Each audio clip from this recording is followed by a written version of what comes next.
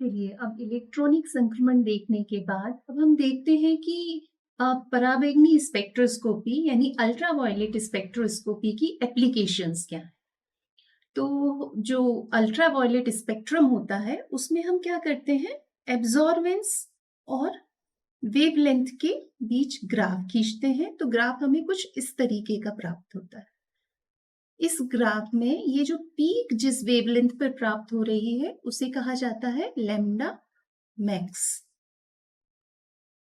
इस lambda max का उपयोग किसी यौगिक की पहचान करने में किया जाता है। किसी भी यौगिक का यूवी स्पेक्ट्रम उसका अभिलाक्षणिक गुणधर्म होता है। किन्हीं भी दो यौगिकों के लिए लैम्डा मैक्स अर्थात वो तरंग दैर्ध्य जिस पर अवशोषण अधिकतम होता है समान नहीं होती। यौगिक के इसी गुण को उसकी पहचान करने के काम में लाया जाता है। इसके लिए हम जो सैंपल होता है उसके अवशोषण स्पेक्ट्रम की तुलना मानक स्पेक्ट्रम से करते हैं। हमारे केमिस्ट्री के लिटरेचर में बहुत सारे स्पेक्ट्रम ऐसे हैं जो स्टैंडर्ड के रूप में प्रयुक्त किए जा सकते हैं। तो यौगिक की पहचान करने की इस विधि को हम फिंगर प्रिंटिंग कहते हैं। इस विधि में यौगिक की पहचान उसके मिश्रण में से भी की जा सकती है तथा मिश्रण में उनकी आपेक्षिक मात्राएं भी ज्ञात की जा सकती हैं। और यौगिकों की पहचान करने की यह जो मेथड है वो बहुत ही सेंसिटिव और विश्वसनीय है। यानी इस मेथड में हम लैम्डा मैक्स के आधार पर यौगिकों की पहचान कर सकते हैं। यूवी स्पेक्ट्रोस्कोपी का उपयोग हम ज्यामिति समावयवी की पहचान करने में भी करते हैं। ज्यामिति समावयवी यानी कि ज्योमेट्रिकल आइसोमर्स। जो ज्योमेट्रिकल आइसोमर्स होते हैं वो अलग अलग लैम्डा मैक्स पर अपना संक्रमण प्रदर्शित करते हैं। यह पाया गया है कि जो ट्रांस समावयवी होते हैं उनका पाई टू पाई स्टार संक्रमण उच्च तरंग दैर्ध्य पर होता है, हाई वेवलेंथ पर होता है, जबकि जो सिस समावयवी होते हैं उनका अवशोषण थोड़ा कम तरंग दैर्ध्य पर होता है। उदाहरण के लिए यदि हम स्टिल बीन का उदाहरण देखें तो जो ट्रांस स्टिल बीन होता है,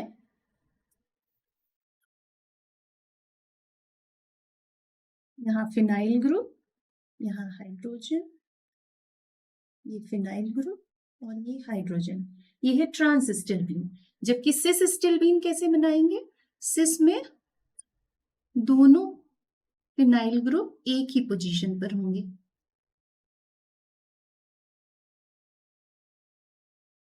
तो ये पाया जाता है कि जो ट्रांस स्टिल बीन है इसकी लैम्डा मैक्स हाई होती है, लगभग 295 नैनोमीटर के आसपास इसकी वेवलेंथ आती है। जबकि जो सिस स्टिल बीन है वो कम वेवलेंथ पर लगभग 280 नैनोमीटर की वेवलेंथ पर लैम्डा मैक्स शो करता है। तो स्पष्ट है कि यदि लैम्डा मैक्स हाई वेवलेंथ पर आ रहा है तो वो ट्रांस समावयवी होगा, और यदि वो लैम्डा मैक्स कम पर आ रही है तो ये लैम्डा मैक्स है। तो लैम्डा मैक्स कम वेवलेंथ पर आ रही है, इसका मतलब वो सिस समावयवी है। तो हम मिक्सचर में से सिस और ट्रांस समावयवी की पहचान यूवी स्पेक्ट्रम के आधार पर कर सकते हैं। इसी के साथ हम टॉटोमेरिक इक्विलिब्रियम में भी कीटो और इनोल फॉर्म के परसेंटेज का कैलकुलेशन भी यूवी स्पेक्ट्रोस्कोपी के द्वारा आसानी से कर सकते हैं। उदाहरण के लिए एथिल एसीटो एसीटेट यदि हम इधर लें तो आप देख सकते हैं कि एथिल एसीटो एसीटेट में दोनों फॉर्म होते हैं, कीटो फॉर्म भी और इनोल फॉर्म भी। कीटो फॉर्म के लिए जो लैम्डा मैक्स होती है वो 275 नैनोमीटर पर आती है, और इसके लिए जो मोलर एब्जॉर्प्टिविटी की वैल्यू होती है यानी एप्सिलॉन की वैल्यू 16 आती है, यानी काफी वीक बैंड होता है। जबकि इनोल फॉर्म में लैम्डा मैक्स की वैल्यू लगभग 244 नैनोमीटर के आसपास होती है, और इसके लिए जो मोलर एब्जॉर्प्टिविटी है एप्सिलॉन है वो काफी हाई 16,000 के लगभग प्राप्त होता है। तो बैंड की स्ट्रेंथ के आधार पर हम उनमें टॉटोमर्स का जो रेशियो है वो कैलकुलेट कर सकते हैं।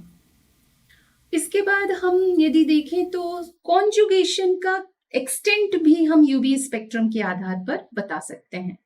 कॉन्जुगेशन जितना ज्यादा होगा, लैम्डा मैक्स की वैल्यू उतनी ही हाई वेवलेंथ की ओर शिफ्ट हो जाती है। और यदि कॉन्जुगेशन बहुत ज्यादा होता है तो स्पेक्ट्रम जो है वो यूवी से विजिबल रीजन की ओर चला जाता है। तो हमें कंपाउंड कैसा दिखाई देता है, फिर वो हमें कलर्ड दिखाई देने लगता है। उदाहरण के लिए हम अपने रोजमर्रा के प्रयोग में टमाटर का यूज करते हैं। तो जो टमाटर है वो किस कलर का होता है, रेड कलर का होता है, लाल कलर का होता है। ऐसा क्यों होता है, क्योंकि टमाटर में 11 कॉन्जुगेटेड डाइन्स होते हैं और कॉन्जुगेशन के कारण उनका लैम्डा मैक्स कहाँ की ओर शिफ्ट हो जाता है, हाई वेवलेंथ की ओर शिफ्ट हो जाता है और इसी कारण वो हमें लाल कलर का दिखाई देता है।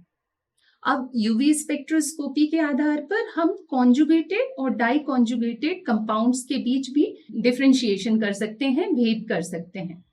यूवी स्पेक्ट्रोस्कोपी में जो कॉन्जुगेटेड डाइन्स होते हैं वो उनके लिए लैम्डा मैक्स हाई वेवलेंथ की ओर आती है, परंतु जो कॉन्जुगेटेड नहीं है उनके लिए लैम्डा मैक्स की वैल्यू कहाँ आएगी, लो वेवलेंथ की ओर आएगी। तो इस आधार पर हम कॉन्जुगेटेड और नॉन कॉन्जुगेटेड कंपाउंड्स के बीच भेद कर सकते हैं।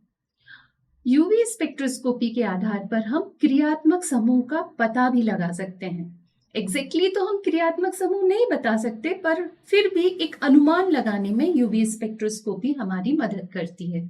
उदाहरण के लिए यदि यूवी स्पेक्ट्रम में 200 नैनोमीटर के ऊपर किसी भी अवशोषण बैंड की उपस्थिति नहीं है तो हम कह सकते हैं कि यहाँ पर ना तो कोई कॉन्जुगेशन है, ना ही वहां कोई बेंजीन रिंग उपस्थित है, ना ही कोई कार्बोनिल यौगिक उपस्थित है। तो एक क्रियात्मक समूह का अनुमान लगाया जा सकता है।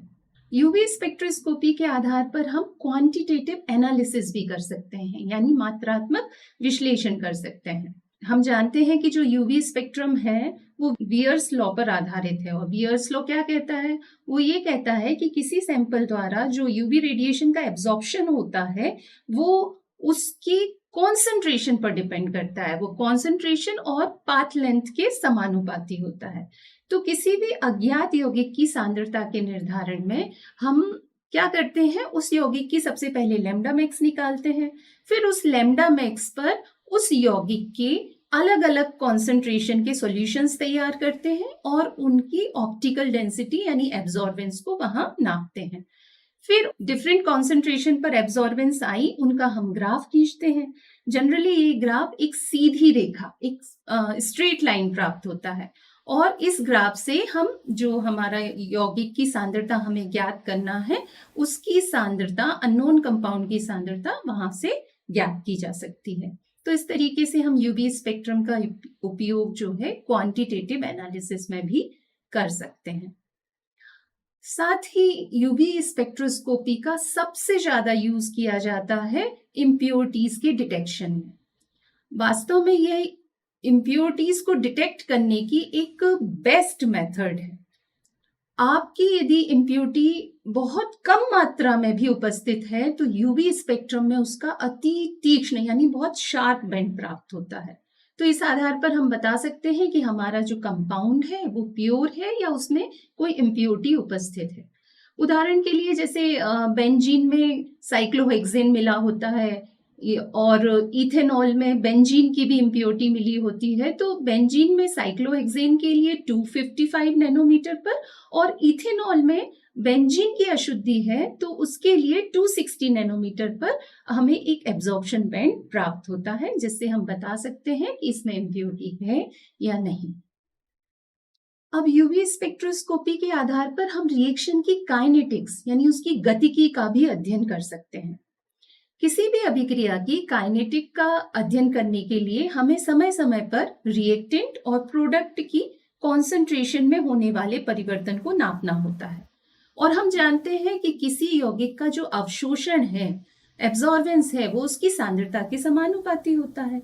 इसलिए यूवी स्पेक्ट्रम का उपयोग करके हम अभिक्रिया की गतिकी का अध्ययन कर सकते हैं। हम विभिन्न टाइम अंतराल के बीच क्रियाकारक मिश्रण में से रिएक्टेंट और प्रोडक्ट का एब्जॉर्बेंस ज्ञात करके ग्राफ पर उसकी सांद्रता ज्ञात कर लेते हैं।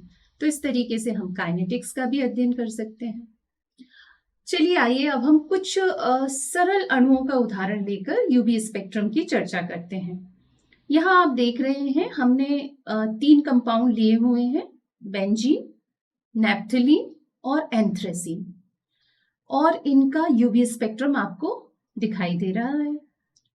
यहाँ आप गौर से देखें तो बेंजीन की तुलना नैप्थलीन में कॉन्जुगेशन ज्यादा है और नैप्थलीन की तुलना में एंथ्रेसीन में कॉन्जुगेशन सबसे ज्यादा है, यानी बेंजीन में कॉन्जुगेशन सबसे कम है, नैप्थलीन में उससे ज्यादा और एंथ्रेसीन में उससे ज्यादा होता है। मोलर एब्जॉर्प्टिविटी जो कोफिशिएंट होता है एप्सिलॉन, वो इस बात का मापक होता है कि कोई पदार्थ प्रकाश को कितनी अच्छे से, कितनी दृढ़ता से अवशोषित करता है। इसकी वैल्यू जितनी ज्यादा होती है, यानी ये बैंड की हाइट जितनी ज्यादा होती है, उसका अवशोषण उतना ही अधिक होता है, वो उतनी ही अच्छे से यूवी लाइट को एब्जॉर्ब करता है। तो जैसे जैसे कॉन्जुगेशन बढ़ता जाता है, जो हमारा लैम्डा मैक्स है उसकी वैल्यू भी बढ़ती जाती है, साथ में बैंड की जो एब्जॉर्प्टिविटी कोफिशिएंट होता है वो भी बढ़ता जाता है।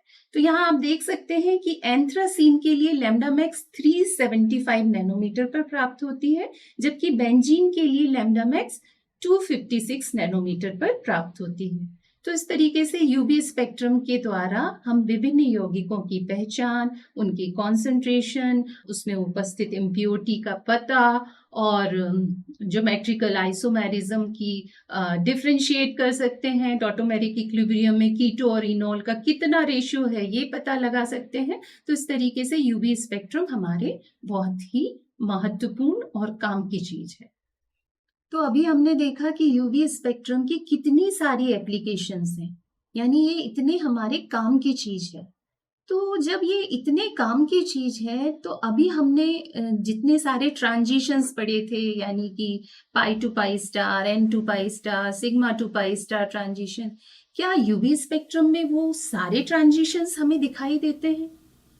तो पता चलता है कि इलेक्ट्रोमैग्नेटिक रेडिएशन के दौरान सभी जो ट्रांजिशंस होते हैं वो समान रूप से प्रभावी नहीं होते। प्रभावी संक्रमणों की भविष्यवाणी करने के लिए, यानी कौन से ट्रांजिशंस जो हैं इफेक्टिव हैं, ये बताने के लिए कुछ रूल्स बनाए जाते हैं, जिन्हें सिलेक्शन रूल या चयन नियम कहा जाता है। ये रूल्स हमें बताते हैं कि कौन से ट्रांजिशन अलाउड ट्रांजिशन है। जो ट्रांजिशन अलाउड होता है उसकी पीक आपको शार्प मिलती है, यानी उसके लिए जो एब्जॉर्प्टिविटी कोफिशिएंट होता है उसकी वैल्यू काफी हाई होती है और आपको एक शार्प बैंड वहां पर दिखाई देता है। तो हमारे यूवी स्पेक्ट्रम में भी कुछ सिलेक्शंस रूल हैं। तो पहला सिलेक्शन रूल है कि जो स्पिन क्वांटम नंबर है डेल्टा एस, उसकी वैल्यू कैसी होना चाहिए, उसमें परिवर्तन नहीं होना चाहिए, यानी कुल स्पिन चेंज नहीं होना चाहिए। दूसरा रूल कहता है कि कुल कक्षीय कोणीय संवेग में परिवर्तन, यानी ऑर्बिटल एंगुलर मोमेंटम में चेंज डेल्टा एल की वैल्यू भी इलेक्ट्रॉनिक ट्रांजिशन के दौरान या तो 0 या ±1 हो सकती है। इसके अलावा दूसरे ट्रांजिशन अलाउड नहीं होते हैं। पर एल का 0 से 0, यानी एक इलेक्ट्रॉनिक स्टेट के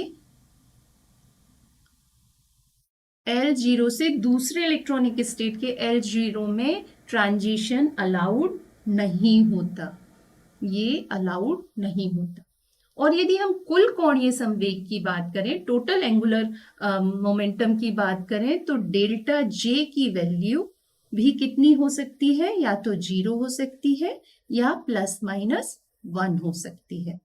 साथ में यदि जे बराबर 0 से दूसरे इलेक्ट्रॉनिक स्टेट के जे बराबर 0 पर ट्रांजिशन होता है, तो ये ट्रांजिशन भी अलाउड नहीं है। तो जिन ट्रांजिशंस के लिए डेल्टा एस की वैल्यू 0 होगी, डेल्टा एल की वैल्यू 0 या +1 होगी और डेल्टा जे की वैल्यू 0 और ±1 होगी, वो अलाउड ट्रांजिशन होते हैं। इनकी हमें एक शार्प बैंड दिखाई देता है। और इसके अलावा कुछ ट्रांजिशंस होते हैं पर वो अलाउड नहीं होते, और यही कारण है कि उनकी पीक उतनी इफेक्टिव नहीं होती। तो इस तरीके से हमने यूवी स्पेक्ट्रोस्कोपी को यहाँ पर जाना।